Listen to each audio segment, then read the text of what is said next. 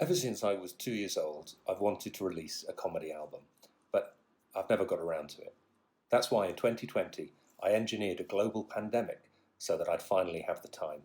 And I've used that time really well. I've written and rewritten, I've tried the material out and online gigs. I've got John Chambers, a brilliant composer, to make music for it, and had wonderful artwork done by the photographer Natasha Zanicki. Now, there's lots of arguments about, the health implications of the pandemic, the mortality, the economic hit. But I think one thing we can all agree on is that I've made a really brilliant album. They closed the comedy clubs, so I spent quite a lot of time building my own tiny one, which I can smash my face into and pretend I'm doing stand up to real people. Um, it's a coping mechanism. It's not been entirely effective. I'm releasing this with Monkey Barrel Records, and I'm really excited to be working with the Monkey Barrel. They're a fantastic venue. They've not been around for that long, but they've made a huge impact while they have been. And I think the reason I feel so good about them is it always feels like they put their acts and their audience first. Now, they haven't been able to open their doors to put on a comedy show since the beginning of 2020. So this is a great way to support them. I think it's really important to give them some support, and this is a way to financially, give them money, while perhaps more importantly, financially supporting me as well.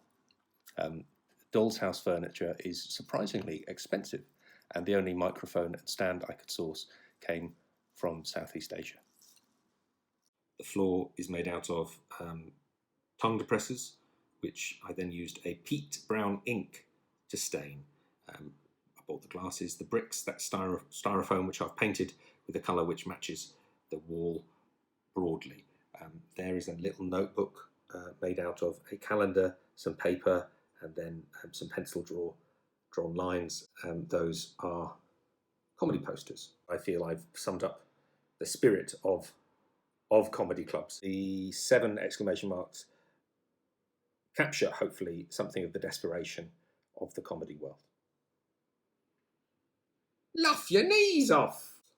I love comedy records. I love the physicality of them. I love having a tangible object, tactile, that you can take out, the ritual of putting it on, of turning it over, of listening to the different sides. And I feel you listen to it in a different way than you do digital media or things like that. And I'm really proud of the object that we're making. I think it's going to be a beautiful thing. It's red.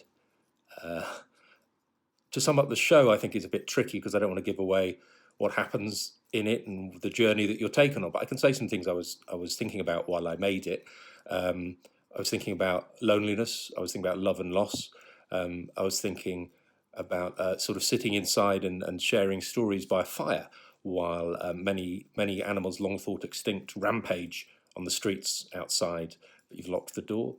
I was thinking about Ivor Cutler. I was thinking about Why Bother and Sir Henry at Rawlinson's End.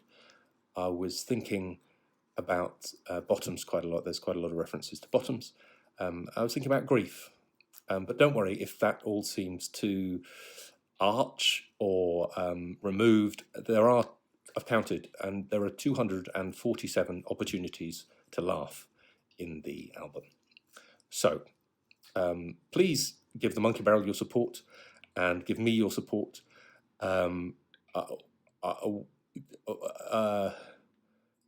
It means a lot.